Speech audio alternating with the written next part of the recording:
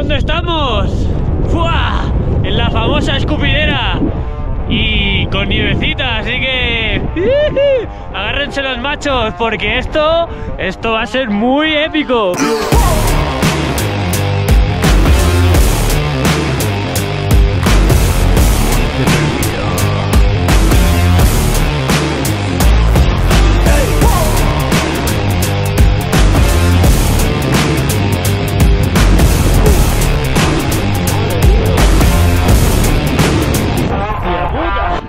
¡Vamos! ¡Monte Perdido!